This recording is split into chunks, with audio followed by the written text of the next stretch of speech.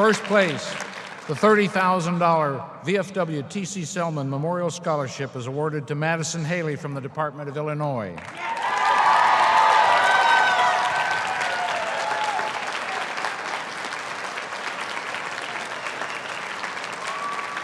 Now I'm very pleased to read her winning essay, representing VFW Post 777 and Ladies Auxiliary from the Department of Illinois, our first place Voice of a Democracy winner, Madison Haley.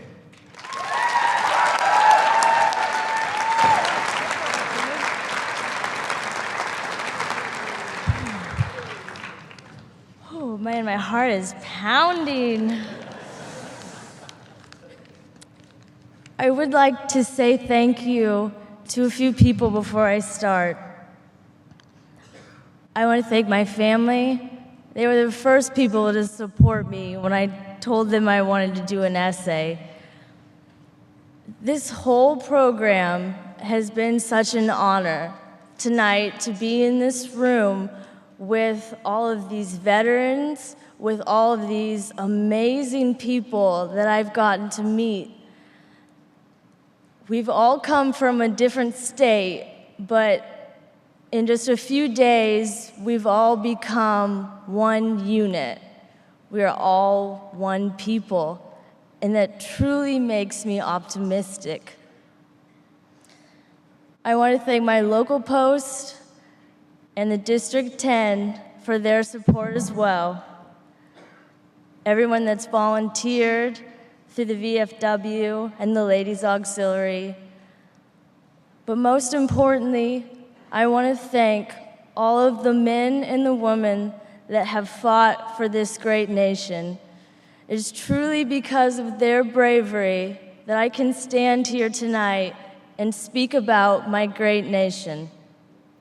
So for all of those who have fought, who are fighting, and will fight one day, thank you, and God bless.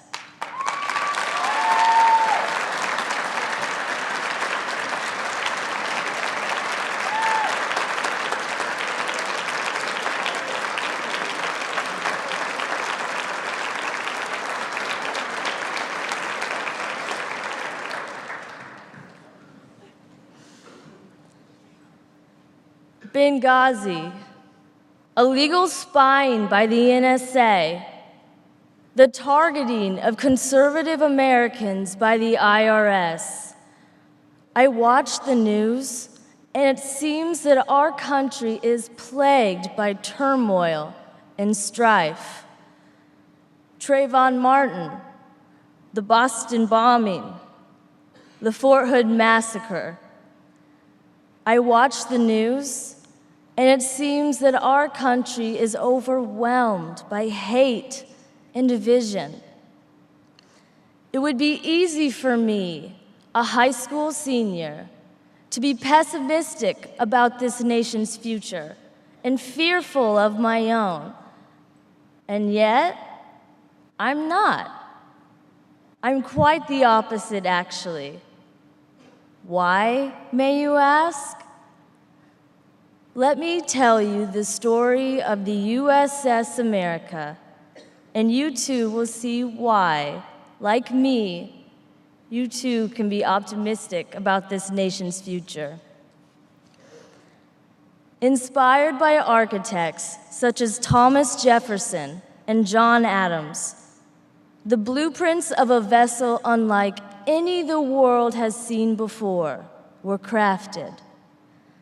Held captive by tyrannical English moorings, thousands of people willingly sacrificed their lives to release her binds while yelling in unison, "In God we trust." Following the command of her captain, George Washington, they raised the red, white, and blue sails adorned with stars and stripes as they set sail for history with the Constitution to guide the way. She was constructed from freedom and liberty, and in over 200 years, she's never sunk.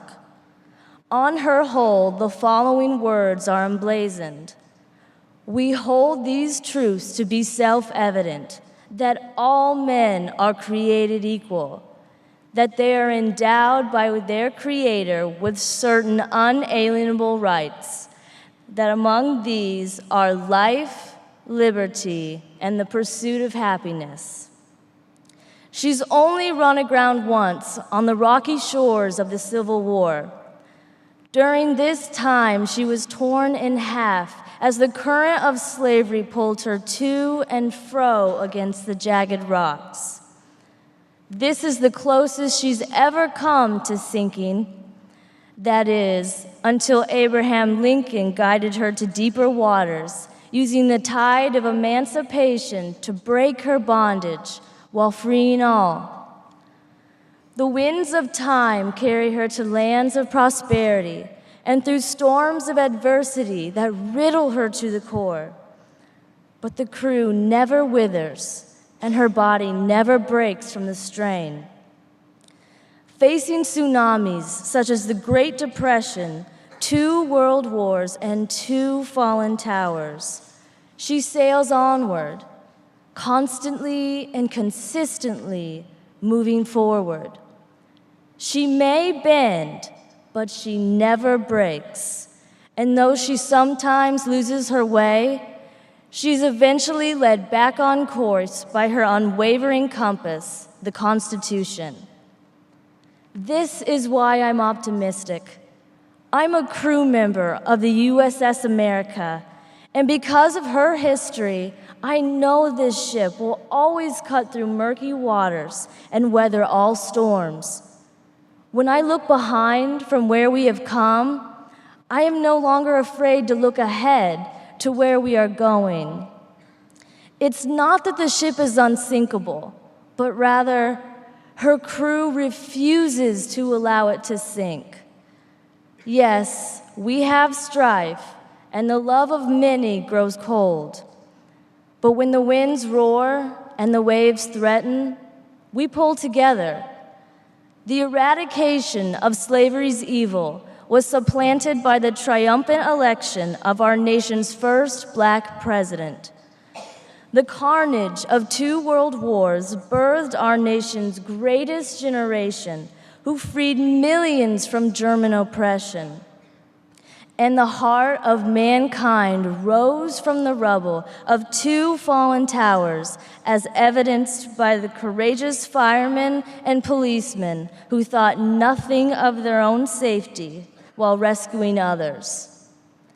But mostly, I'm optimistic because this country is still the land of the free, the home of the brave, one nation under God, indivisible, with liberty and justice for all. I know that when the skies grow dark and the waves threaten, we will resolutely stand on the bow of the USS America while reciting the same words our forefathers did before us. In God we trust.